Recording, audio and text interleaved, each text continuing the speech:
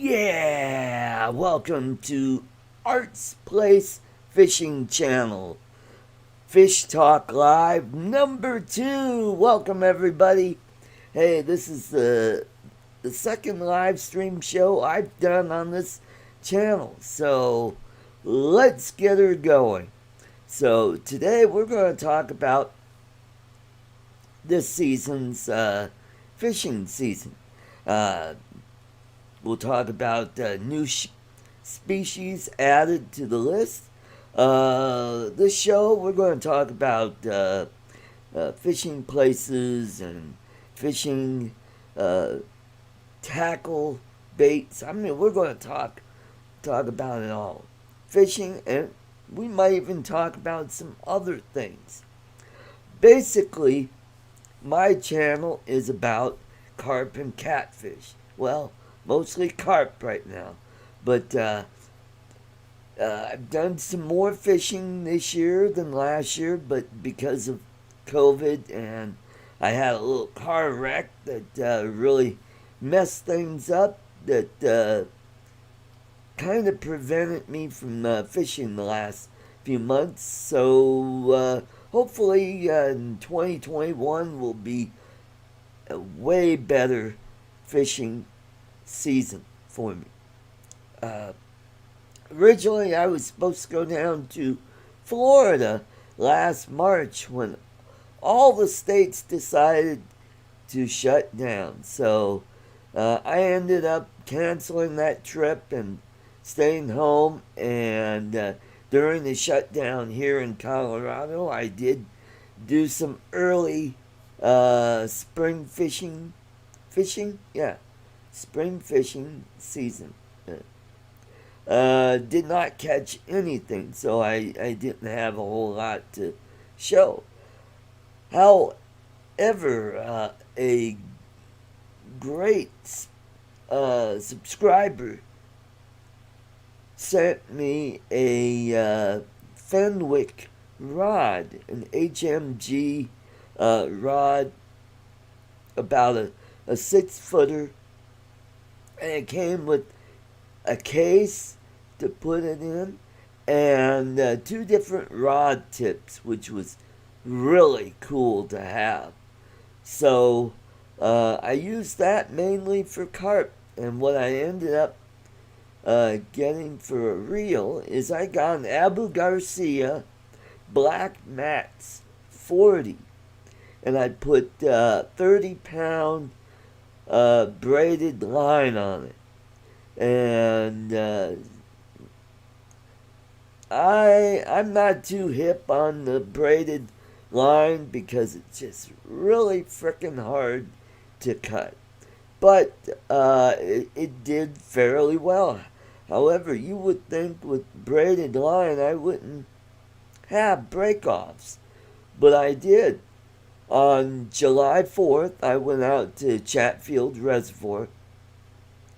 A friend of mine invited me on a sailboat, and he was telling me how he sees huge carp in the marina. He said, well, yeah, you can fish off the back of the boat in the marina. Now, the rules are you can't fish in the marina off the dock. However, if you're on a boat, you can fish off the back of the boat, which was cool. I did land one really big mirrored carp. And that was the first mirror carp I've ever caught. It was 30 and a half inches long, and it weighed 13 pounds. And boy, did it put up a fight.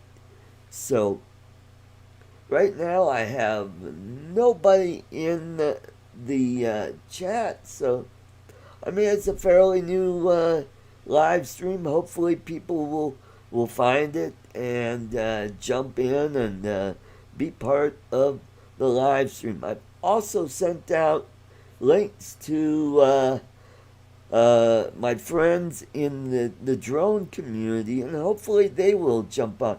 Hey Sonia, good to see you. Nature's Beauty, haven't seen you in like forever. and it's great to see. Uh, so I did get 4 other strikes while I was there. I fished from like 10 to about 1 o'clock.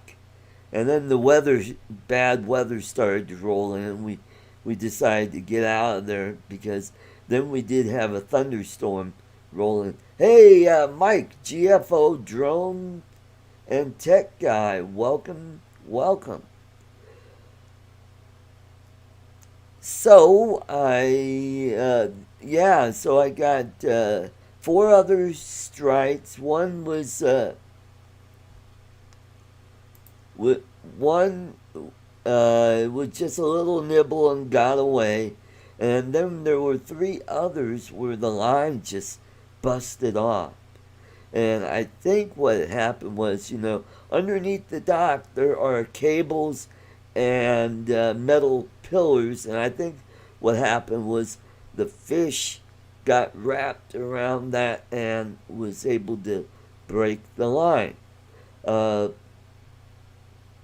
so hopefully I'll get another chance to go back there. That was a blast. If I go back there and go earlier in the day when it's cooler, I think I could have caught some more fish.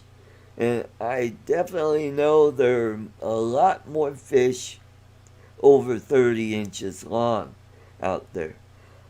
Uh, there's probably some 20, 25 pounders uh, out there.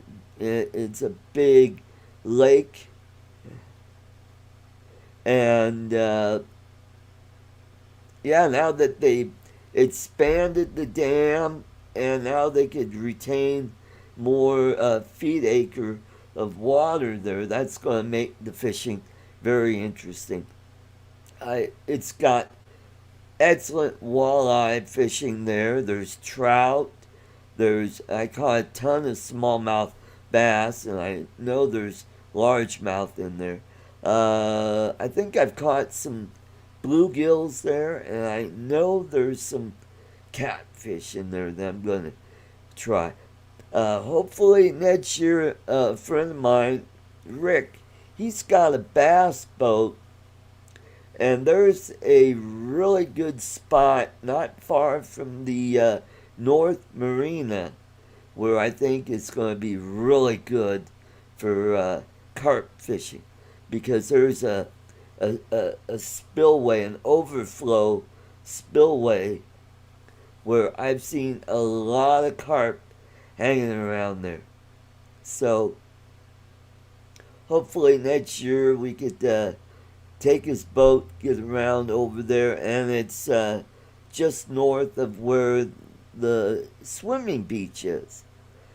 So if we go there, I think I could catch some 20 pounders out there. Now I have a friend who just started his fishing guide business down in Pueblo. And every year I go down there and I go fishing with him. And now he's branched out into other species of fish. He mainly fishes for trout, wiper, walleye, and crappie. But this year he's caught some carp, and he caught a tiger muskie this year, which is awesome. I don't know if he caught it there at Pueblo Reservoir or over at Johnson Reservoir, which is to the east of there.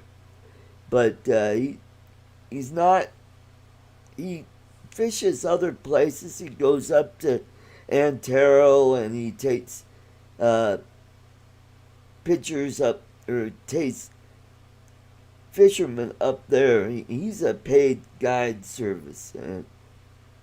He takes people up there, or he goes to 11 Mile Reservoir.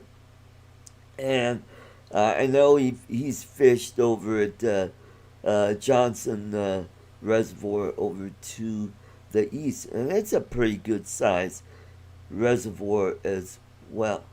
So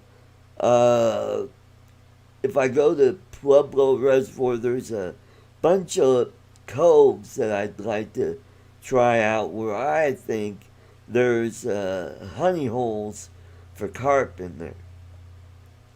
I've caught some walleye and some trout back there, but I think those are good spots. And plus, there's a right in the middle of the lake, there is what they call Middle Island. Oh, that's cool, Mike. He used to use ivory soap to catch catfish. Wow, that's interesting. Middle Island is more of a submerged shoal that's like right in the middle of the lake. If it's if there's a real bad drought and the water levels down, you'll see some rocks out there on the lake. But it's usually about oh 3 feet, 3 to 10 feet down. Uh, that could be a good spot for carp or catfish. And then there's over close to the dam, off in the corners. Those will be good places as well. Now I brought something. This is what I use. This is called a hair rig, and right on the end of the hook you see a piece what it looks like corn. It's fake corn that I already rigged these up. What it is, on the end of the hook there's a little piece of line that goes past the hook here that has a loop in it. And what you do is you take this fake corn, and I made a gadget to where it's a needle, and what I do is I wrap it around that loop, and I pull it through the fake corn, and then once I get the line through, there's a plastic like T-shaped tab that you loop this loop around, then you pull it through, and it holds that fake corn into place. And then it's squishy too, so you can put a scent on it, and they have like little bottles where you could squirt scent on there, and it works. I'm still learning how to fish with it. And what you do, just above the hook, like right up here, you put what's called a method rig. And what that is, it's a lead cage where you make pack bait, and you pack the bait in there, and then you take the hook and you pack it into that pack bait, and you cast it way out there, and or wherever you think is a good spot for carp. You let it sink, and what it does is that pack bait starts to dissolve, and it attracts the fish.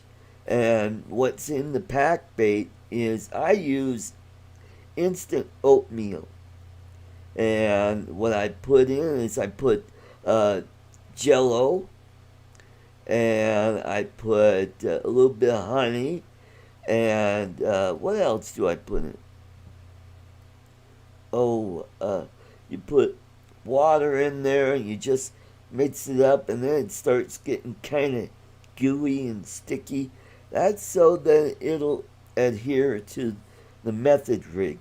And the method rig, it's like a lead cage. The ones that I use look like a lead ball.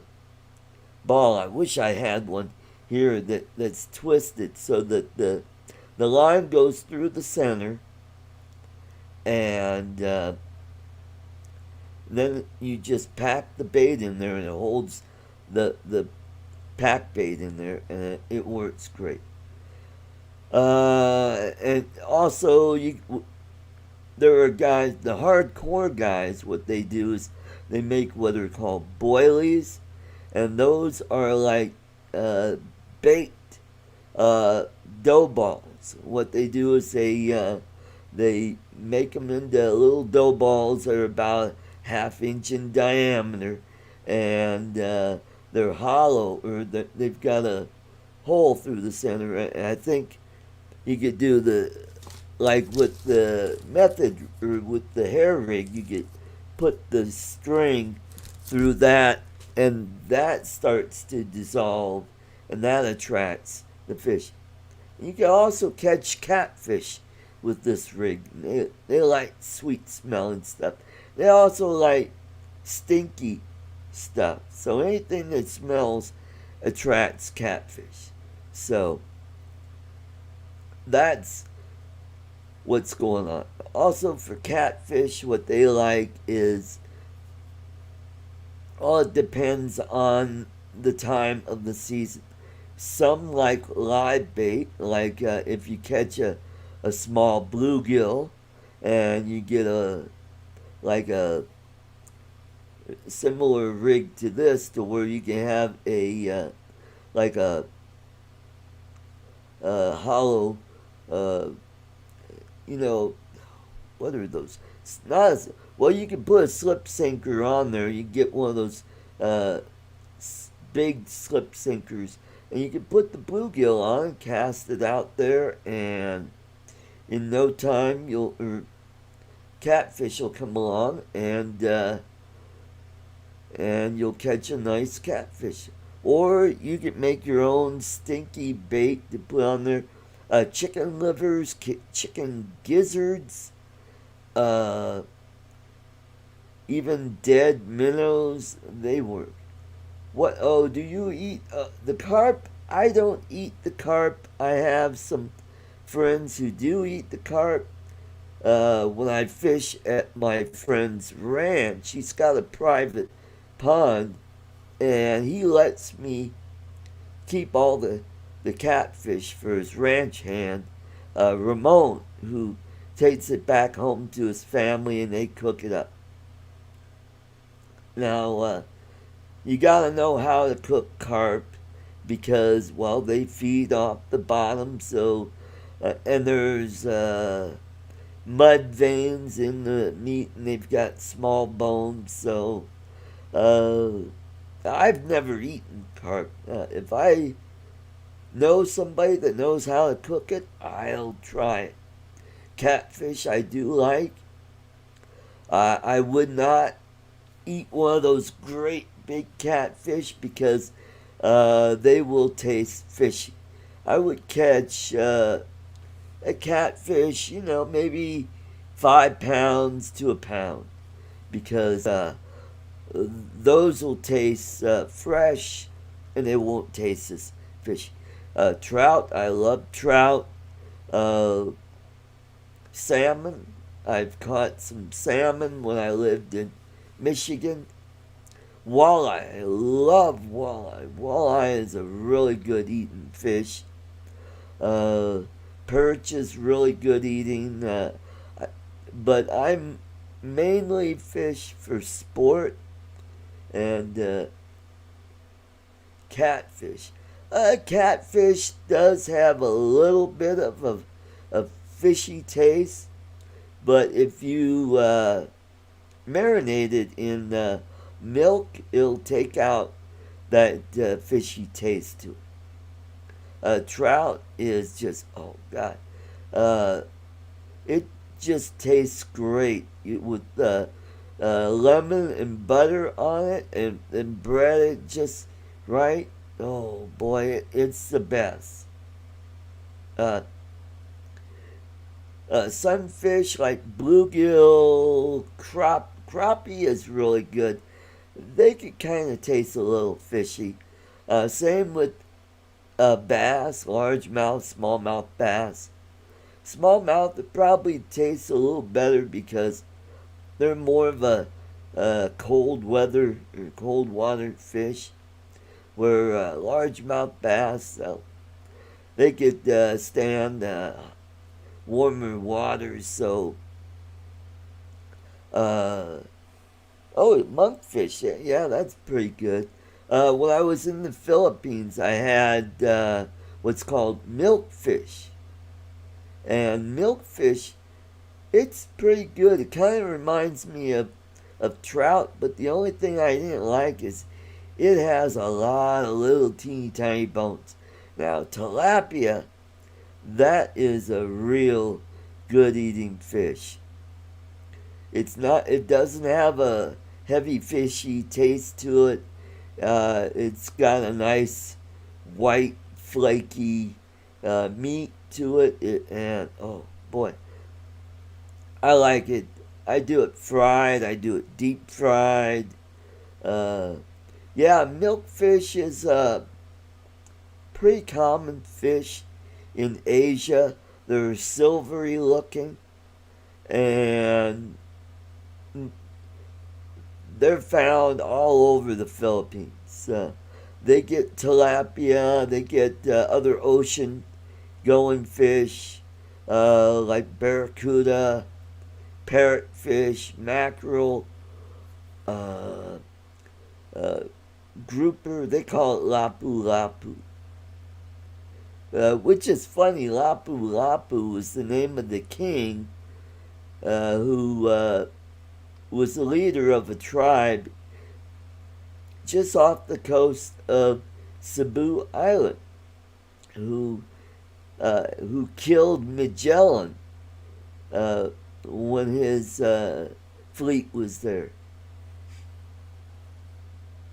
And yeah, in the Philippines, they eat squid and calamari and shrimp and crabs. I mean, they've got a wide variety of food. Have you tried?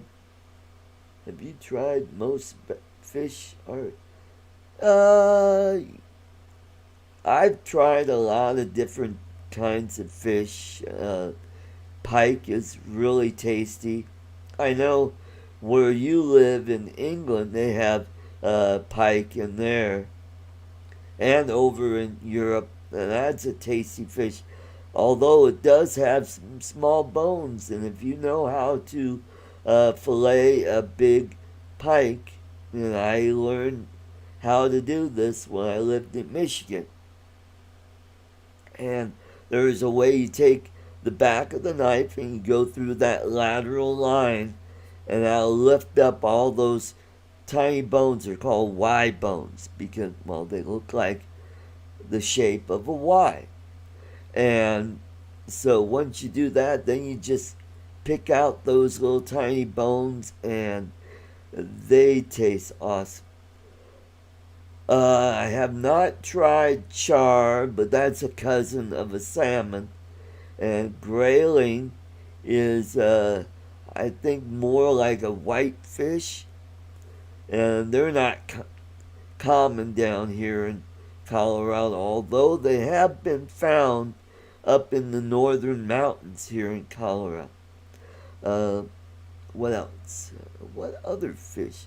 I have not tried parrotfish yet, or uh, other. Well, I've had swordfish. I like that. I haven't tried marlin or sailfish, but I understand that they probably taste very similar to swordfish because they are a cousin species of the swordfish.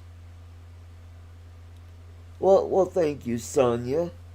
I've been fishing ever since I was about 12 years old. When I moved to Michigan, uh, I met this kid down the street, and he liked to fish, and uh, I had some fishing gear that was my dad's, and we started fishing at creeks and ponds near our house, and that's how I got into fishing.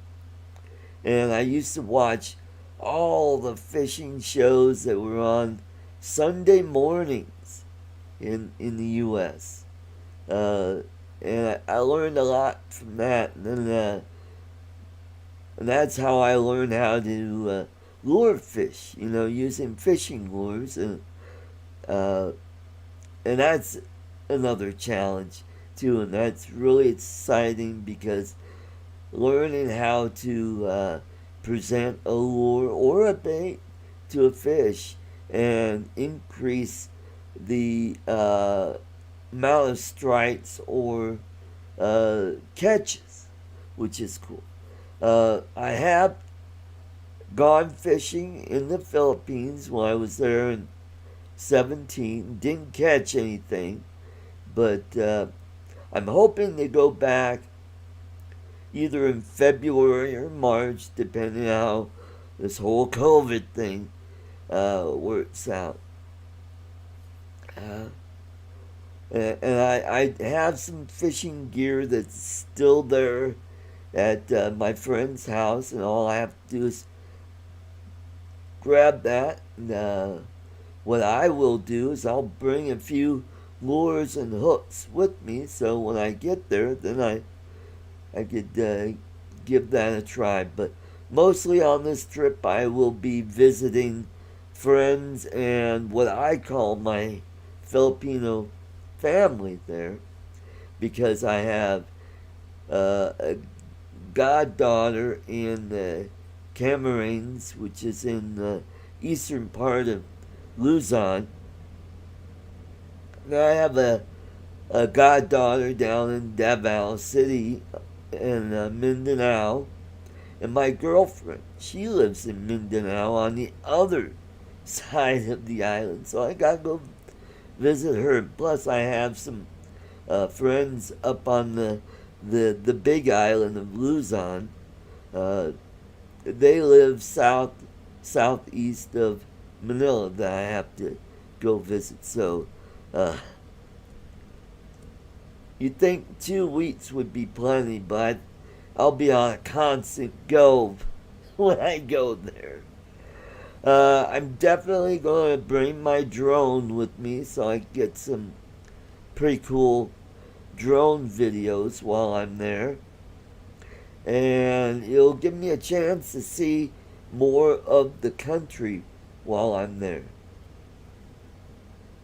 Yes, Sonia, I sure hope by then the virus will be pretty much done with.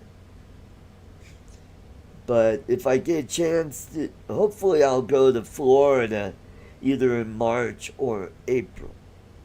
I have a friend that lives down there, and he's not too far from the ocean, so I get fish there. And he's got a lot of canals and little small ponds and lakes nearby where I could do some freshwater fishing. So that'll be a lot of fun. And what's the cool thing about Florida, last time I was there was in the early 90s, and a lot has changed because now a lot of the freshwater areas are inundated with invasive species because people who got tired of their tropical fish that they bought, or I'm suspecting mainly from the housing crisis around 2007 and 9 or 8 9 that people, I mean, they lost their house, so they took their fish and they dumped it in the closest canal that they could find, and that's how you got African clown knives fish, you got tilapia, you got cichlids, you got Oscars, you got pacus, and the plecos. Those are those catfish that you find in the tropical fish places that they like to attach themselves to the glass on the aquarium. They're bottom feeders. But down in Florida, when the people let them go, they got huge down there. They're like 12, 14 inches long. And then on top of that, they've got garfish. There's uh, bluegill, bass, crappie, different kinds of sunfish. What else is there? Oh, they've got another invasive fish called a peacock bass. And they are native of South America. And, oh, they are fun to catch. Yeah. Sonia, you can bring a drone on a plane. I've done that when I went back to my high school reunion last year. I took it to Detroit, and then I brought my drone when I went down to Texas last year. So you just cannot put the batteries in your luggage. It has to be in your carry-on, and they have to be the batteries have to be less than 50% charge, more like 30% charge, and then it's okay to bring with you. And if you carry them in a lipo bag, which is a protected bag that'll prevent fires from starting. So, and also if you have the terminals covered up, that'll prevent fires or shorts from happening. So yes, you can bring a drone with you on a plane. And I will be bringing my Mavic Air 2, which is smaller than my, well, it's the same size as my Mavic Air that I lost this summer, and I'll bring that with me. And that came with 3 batteries and the whole shebang. And I want to thank Ken Dono for donating that to me. That's very nice of him. And I also got an Autel Evo drone out of it, thanks to Sean Oz. So thank you very much. So let's see, where have I done some fishing? Mostly in Michigan, and I've done some fishing in Nebraska, near the Nebraska-Colorado border. When I was in the Philippines, I was there for 2 weeks. Because at that time the company only allows you to take up to 2 weeks at one time. Although I get 200 hours of vacation, which is 5 weeks. You can't take it all at one time, well, because then the company will be short a worker on the floor in that department. So 2 weeks is about the max I could take at one time. However, if I get lucky, I could take more than 2 weeks, because we get President's Day off. So I could take an extra day off, because that day is not counted as vacation. So, and if I'm really lucky, that they have what's called flex time, where we could do like 4 10-hour days, and we get Friday off. So then I could get almost 2.5 weeks off. So, but the company got sold this year, and so I have no idea how the vacations are going to work this coming year.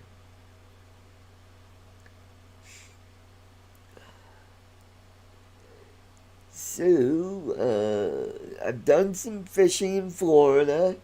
When I used to do my stand-up comedy, I used to bring my fishing gear with me, and I did some fishing down there. One time I did have a guide take me out, and I caught some uh, really nice big bluegill, some bass. I caught my first pickerel, which is it's like a pike, only though they don't get as big. I think uh, 24 to 28 inches long. That's about as big as they'll get. But I've done some fishing in Georgia.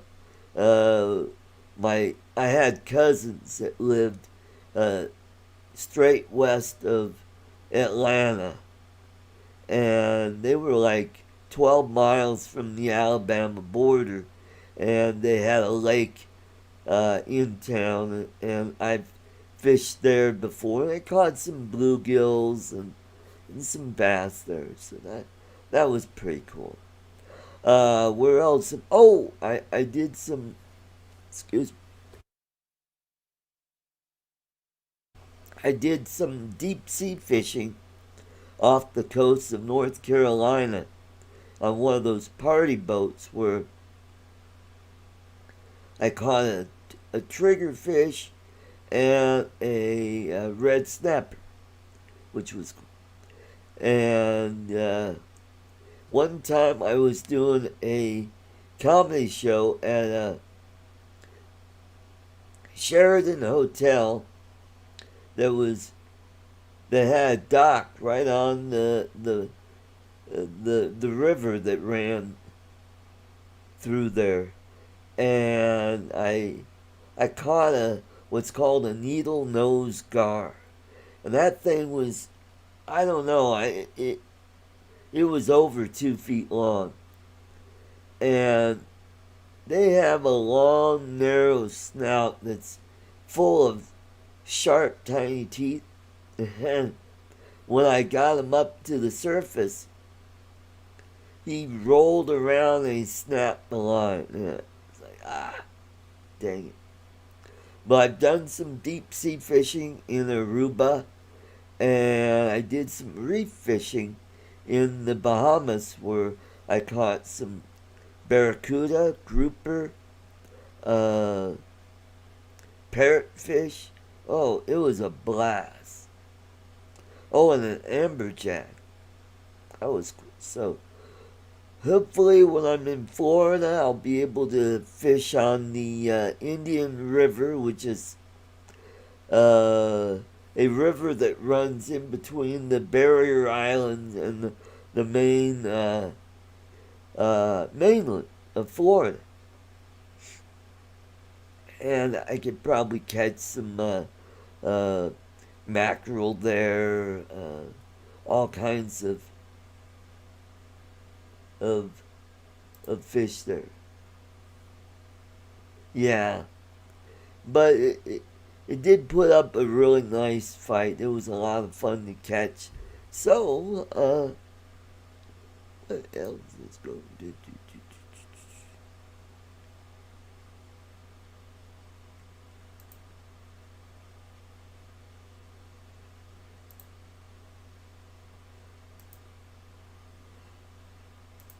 And so that's what's happening. Hopefully I get to. I'm gonna go check on my channel.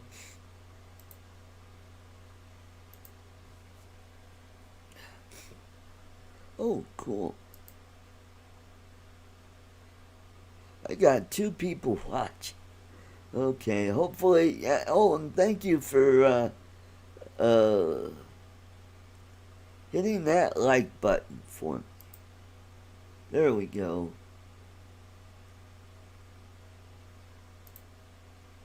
Cool, cool, cool.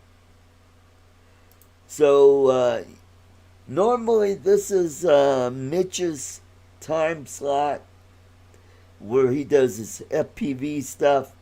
He's taking a break from YouTube, and so I'm taking over his slot. And I just wanted to see how well this goes, and hopefully some of my friends on the fishing side of YouTube, hopefully they'll start coming over to the channel. Hey, Steve Mack, welcome to the show. Sonia, and I heard about Claude. Oh God. Okay, we won't go there. I know it was a mess, but thank you for exposing him. So, anyway.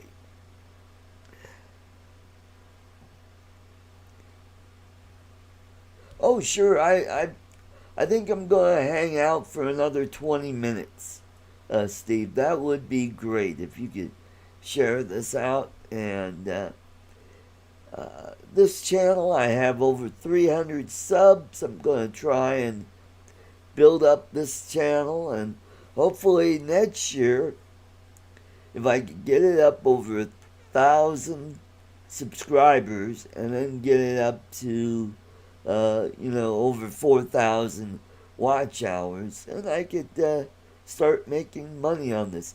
Oh, by the way, I'm also on Rumble. That is the other alternative to YouTube, and where I could get monetized right off the bat, which is cool. So what I'm going to do is I'm going to start moving some of my YouTube stuff over there and start making money on there. Yep, that's what I heard.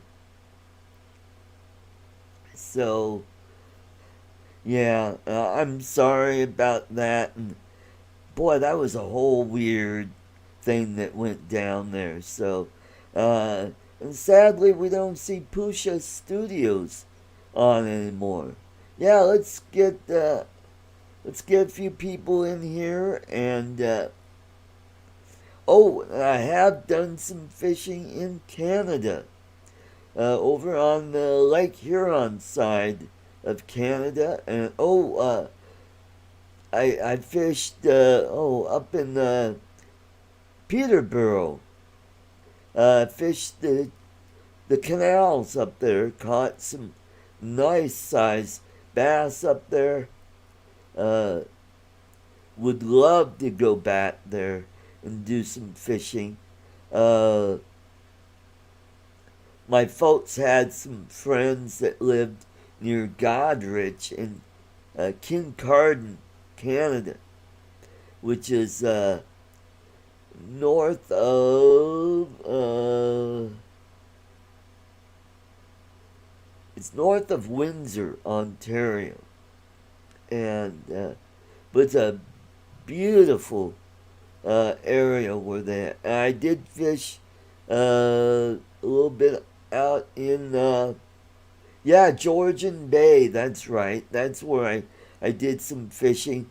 One time we rented a canoe and I caught the smallest pike I ever caught, and it was on a Rapala that was half the size of the fish I caught. I caught a 10-inch northern pike.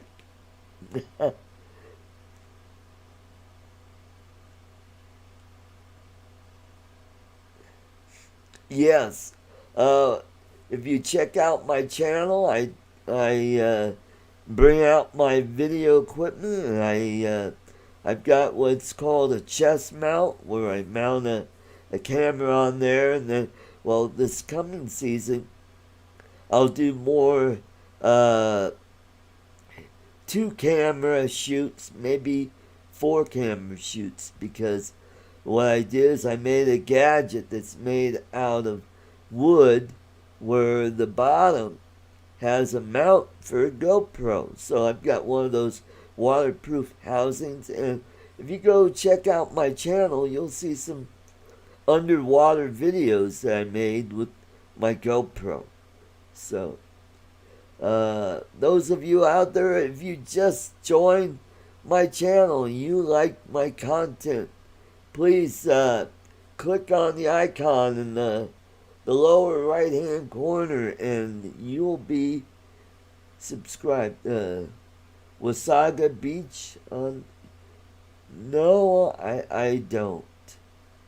Doesn't ring a bell, but also along the beach up there, I would love to look for agates because I started into rock tumbling.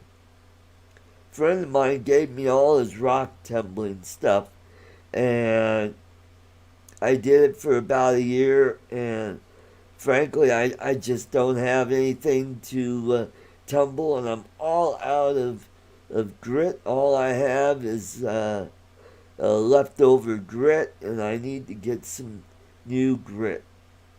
Uh, would love to get some agates, what they call beach glass. That'd be cool to get. And what we call Petoskey rots, which is fossilized coral. Those are cool to tumble. A friend of mine from Michigan sent me a box full, and she also sent me some food items you can only find in Michigan, like some potato chips and Fago soda, Werner's ginger ale, and yeah, all kinds of stuff. Yes, they do sell agates on eBay, and maybe in a week or so I will order up some agates. Uh, there are some up in Lake Superior that are really beautiful agates. So if I get about a half a pound or so of those and get some other stuff too. Also, there's a rock that you can only find in Michigan. It's called pudding stone. And what it is, it's an aggregate of different types of rock. There's jasper and quartz and other rocks, and those are really cool. Another friend of mine, she sent me a bunch of those. Those turned out really pretty because you'll have chunks of green or red stone. It kind of reminds me of cement, and somebody put different colored rocks into the mix. Uh, some of these are, what are agates? Agates are they're they're a quartz crystal. Actually, they're not a crystal. It's a silicate. And what happens is when the quartz cools, they cool in the layers. So if you take an agate and you cut it, you'll see these rings and you'll see lines through it. So they're very beautiful. Let's see. Oh, here's a sample of. This is a pudding stone. See how that's got a piece of red, and then there's a little bit of green in there. Let's see if I can get that. Let's see if I can get that. Oh, I think my fingers are. Yeah, I can't. Anything. Anyway, that's like a agate. Oh, hold on. I could.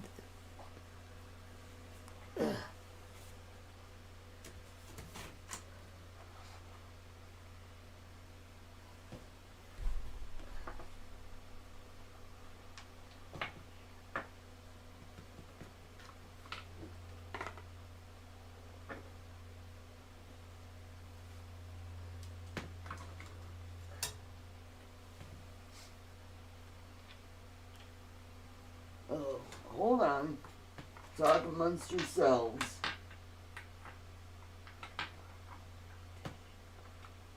Almost got it. Anyhow.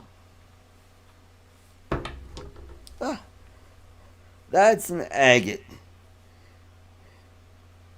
Anyway, yeah, you can see there's some lines in there. That's pretty cool. And here's another piece of pudding stone. See how that's got some red stone in there, and this is a what's called a Petoskey stone. So you can see a little bit of fossilized coral in there. So those are cool.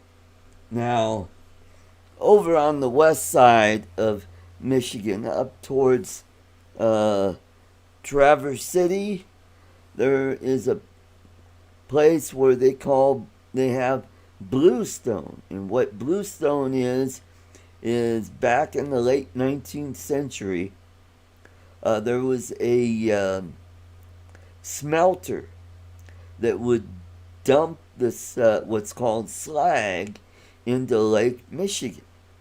Well, that slag is kind of a bluish color, almost like the blue on this pen, and that stuff would get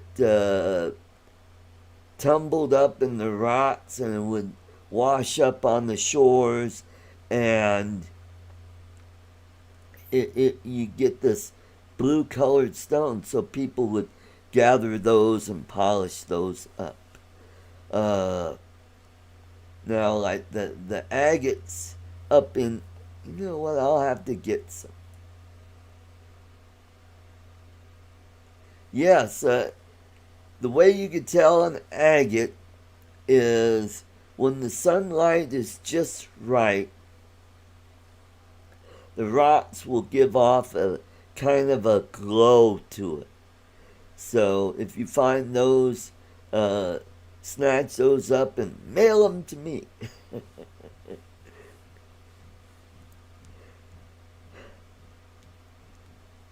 So I got about 8 more minutes, and then we'll call it an evening. So this is show number 2. I did a live stream about a year ago, and I did have a guest on the show, but because he was doing his show from his ranch down in southeast Colorado, and we didn't have a really good connection there. Yeah, next time you're at the cottage, Steve, take a look out there, and yeah,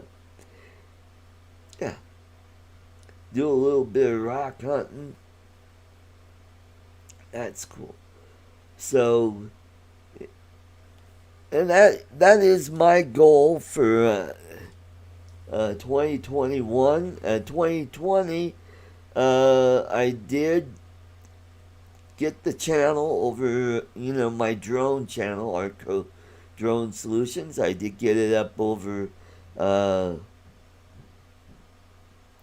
no, actually it was in 2019 that I got it up to 1K of subscribers. It just took a little bit over a year for me to accumulate the 4,000 watch hours on that channel.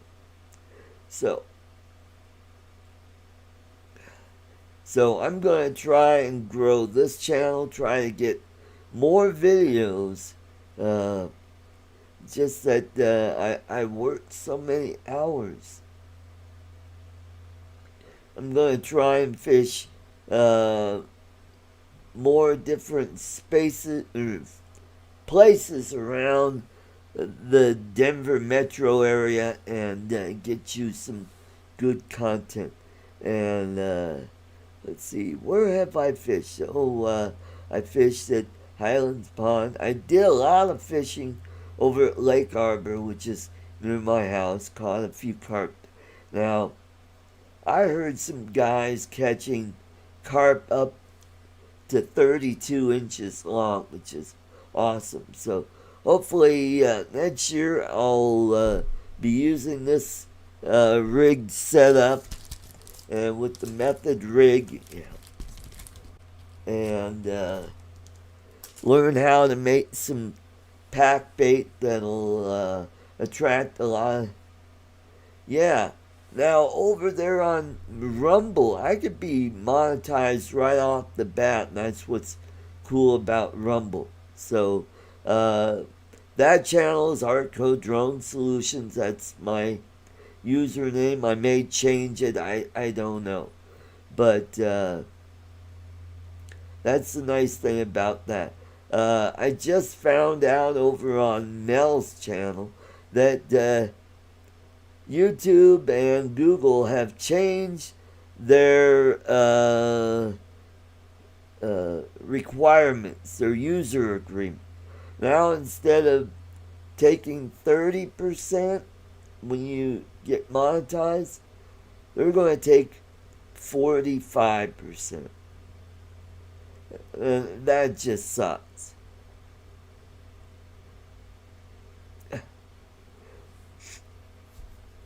So, Sonya, don't be a stranger. Come on over to Artco. I do a live stream on Saturdays. I think you'll like that.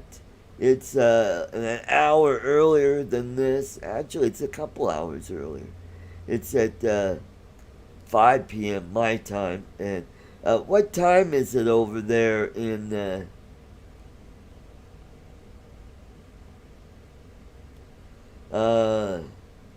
what time is it over there in England? It's got to be, what, about 2 o'clock over there? I know it's early, but yeah. So let's build up the my YouTube channel over there, Artco Drone Solutions. I've been fluctuating on all of my channels. I have 4 channels.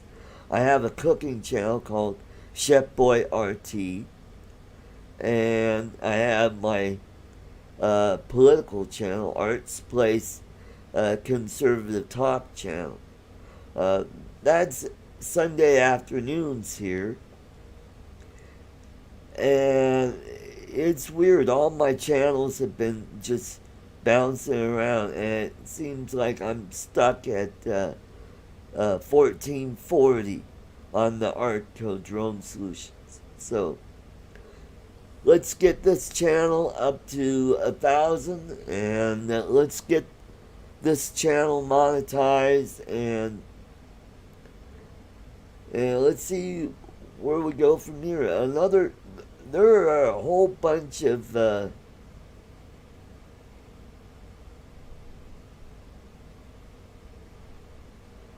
he told me to stay away from, so I did. Okay. I have nothing to do with Claude. I am done with him. He's no longer on Facebook.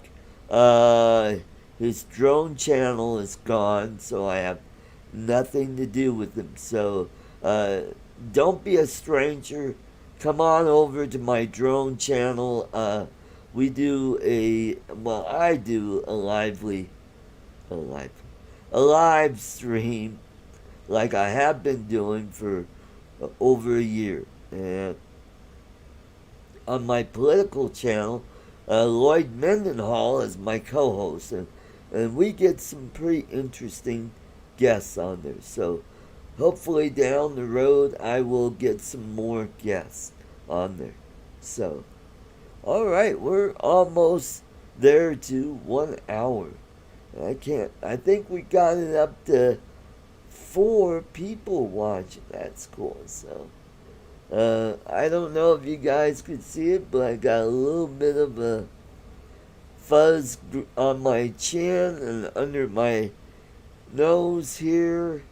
Going to give that a try for a while. Let's see how I like it. So far, my girlfriend in the Philippines, she seems to like it. So, I want to thank you guys for coming to the channel. Hopefully, let's build this up and have some fun. We'll learn a lot about fishing and fishing from a disabled person's point of view. So, take care. Have a great evening or early morning over there across the pond. God bless you, and we'll catch you next time. Bye bye.